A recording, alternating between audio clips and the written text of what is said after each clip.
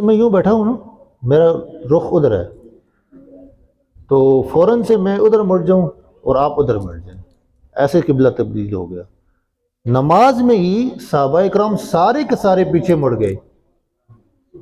تو اللہ کے رسول نے بعد میں پوچھا کہ مجھے تو جبریل نے کہا کہ اللہ کی طرف سے حکم آ گیا ہے، آپ کی جو خواہش تھی وہ پوری ہو گئی ہے، تمہیں کس نے کہا کہ تم نماز میں پھر جاؤ؟ تو صحابہ کہنے لگے یا رسول اللہ صلی اللہ علیہ وسلم، جب زمین کے نیچے کی خبریں بغیر دیکھے مانتے ہیں تو نماز میں تو پھر ہمیں اندازہ ہو گیا کہ ہمارے محبوب پھر گئے ہیں، تو ہم کیسی اتباع نہ کرتے، ہم نے بھی اسی طرف رخ کر لیا ہے۔ آگے اللہ رب العالمین نے فرمایا کما ارسلنا فیکم رسولا منکم یتلو۔ اس آیت کریمہ میں بعثت کے 3 مقاصد کو بیان فرمایا ہے۔ نمبر 1، یتلو علیکم آیاتنا، قرآن کریم کی آپ تلاوت فرمائیں گے۔ نمبر 2، ویزکیکم، ان کے دلوں کا تزکیہ کریں گے، دل کو پاک کریں گے۔ دل کے اندر سے جو قدرتیں ہیں، جو نفرتیں ہیں، جب تک وہ نکلیں گی نہیں تو یتلو آیات ان کو فائدہ نہیں دیں گی۔ قرآن تو ہم آج بھی پڑھتے ہیں لیکن اس طرح اثر نہیں ہوتا جیسے صحابہ پر ہوتا تھا۔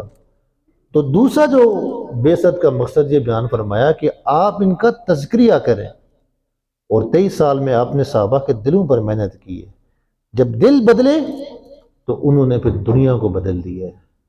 نمبر 3، وَيُعَلِّمُكُمُ الْكِتَابَ وَالْحِكْمَةَ، آپ سنت کی انہیں تعلیم دیں، کتاب کی انہیں تعلیم دیں اور حکمت کا راستہ انہیں بتائیں۔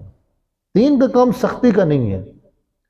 دائی جو ہوتا ہے وہ اپنے آپ کو دیکھتا ہے اور دوسرے کے بارے میں ہمیشہ اچھے جذبات رکھتا ہے، یہ نہیں کہ میں نمازی اور وہ نہیں، یہ نہیں۔ جب تک اپنے سے کسی کو بہتر نہیں سمجھیں گے آپ کی دعوت کا اثر نہیں ہوگا۔ یہ اللہ رب العالمین نے مصیبت کے آنے پہ کیا کرنا چاہیے؟ فرمایا صبر کرنا چاہیے، اور قرآن کریم کے 70 مقام پہ اللہ نے فرمایا ان اللہ مع الصابرین، کہ میں خود صبر کرنے والوں کے ساتھ ہوتا ہوں۔ جس کے ساتھ اللہ ہوتا ہے پھر اس کی دنیا بھی بن جاتی ہے اور پھر آخرت بھی بن جاتی ہے۔ اور پھر ہمیں طریقہ بتایا کہ جب تمہارے اوپر کوئی مصیبت آئے تو کیا کہیں؟ انا للہ و انا الیہ راجعون۔ بالخصوص غمی کے موقع پر بڑا افسوس ہوتا ہے کہ ہم غمی کے اندر بھی رسم و رواج نہیں چھوڑتے ہیں۔ برادری، قبیلہ، خاندان، معاشرہ، لوگ، یہ چیزیں آگے ہوتی ہیں، اللہ اس کو رسول پیچھے ہو جاتا ہے۔ اب حدیث میں جو غمی کے موقع پر اللہ کے رسول جب تعزیت کے لیے آتے تھے، جو الفاظ ملتے ہیں، سمندر کو اللہ کے رسول نے کوزے میں بند کیا ہے۔ ان للہ ما اخذ ولہ ما اعطى وکل شیء عندہ لاجل مسمی۔ اس کی گہرائی میں کبھی جائیں کہ اللہ کے رسول یہاں کیا فرما رہے ہیں؟ اعظمک اللہ اجرک واحسن عزاک وغفر لمن، یہ 3 الفاظ کہتے تھے اور اٹھ کر چلے جاتے تھے۔ جب غمی کے موقع پر اللہ اس کے رسول کی اتباع پیروی کریں گے تو اللہ پھر صبر بھی عطا فرماتے ہیں۔ ان الصفا والمروہ من شعائر اللہ، یہ جو صفا مروہ کی پہاڑیاں تھیں یہ زمانہ جاہلیت میں یہاں بت رکھے ہوتے تھے۔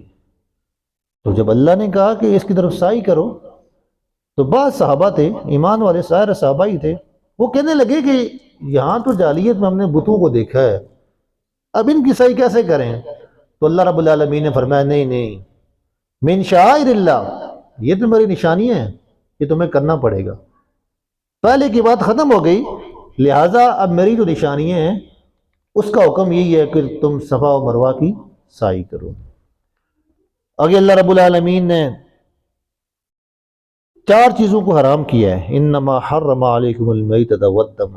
اصل میں 4 نہیں، چیزیں تو اور بھی ہیں، یہاں جو ان کی حرمت بیان کی گئی ہے اس کی وجہ یہ ہے کہ مشرکین خود سے ہی کچھ چیزوں کو حلال کرتے تھے اور کچھ کو حرام کر دیتے تھے۔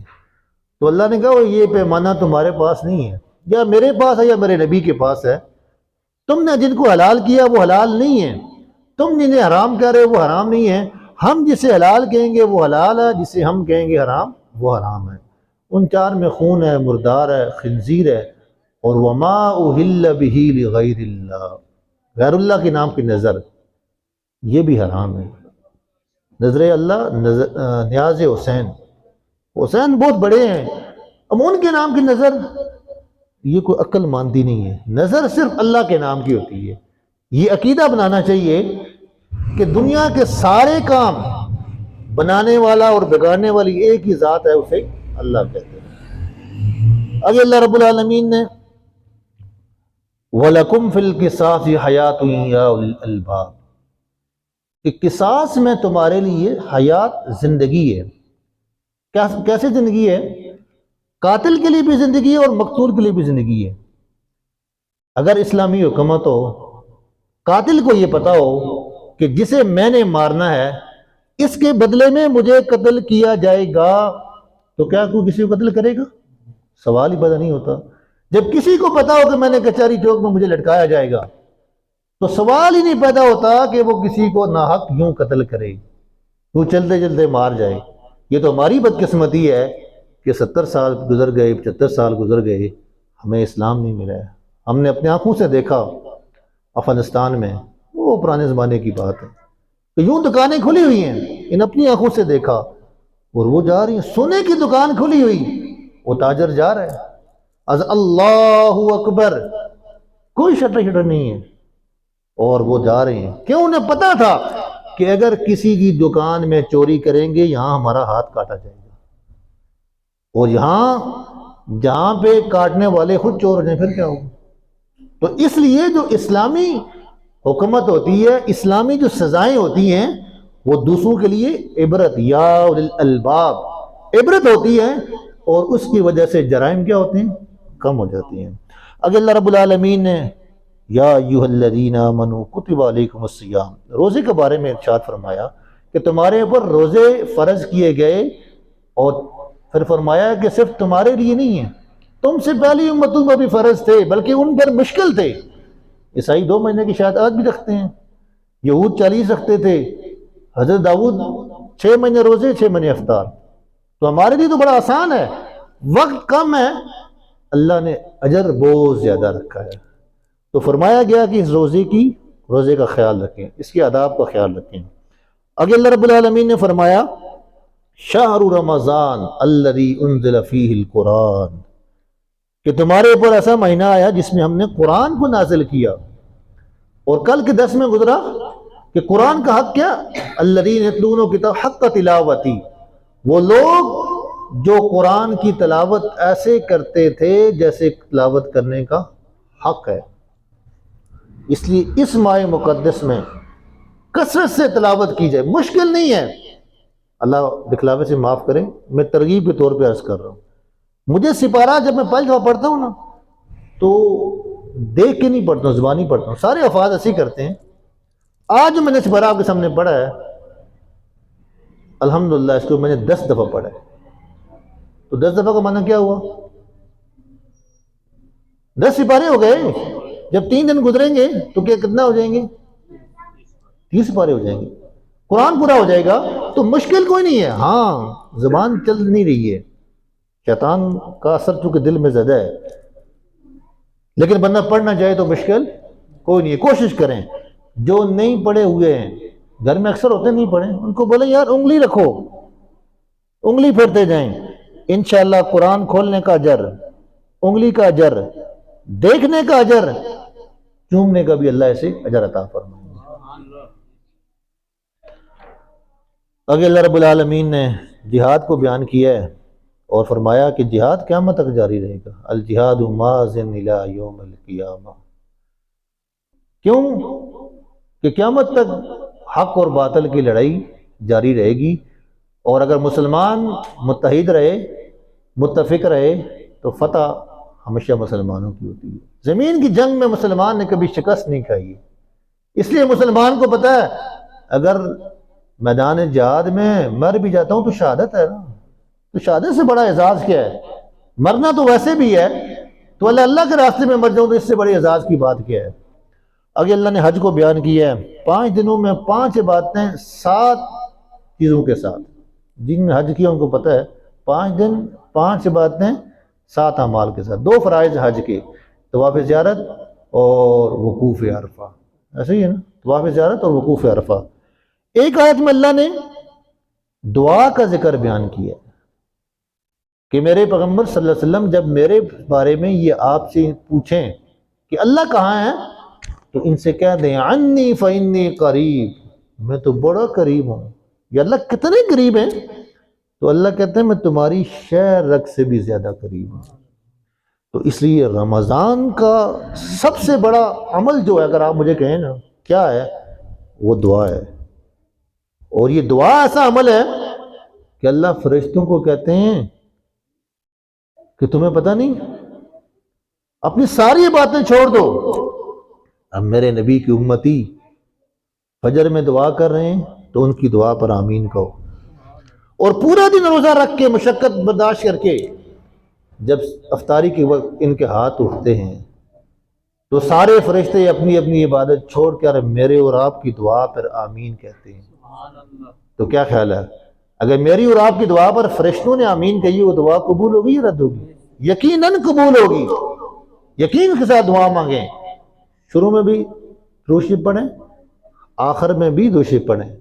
عمر فاروق فرماتے ہیں کہ مجھے اللہ کی ذات کی پر پورا یقین ہے، جس دعا کے شروع میں درود شریف قبول ہو گیا، آخر میں درود شریف قبول ہو گیا، درمیان میں جو مانگیں گے، دنیا مانگیں یا آخرت مانگیں.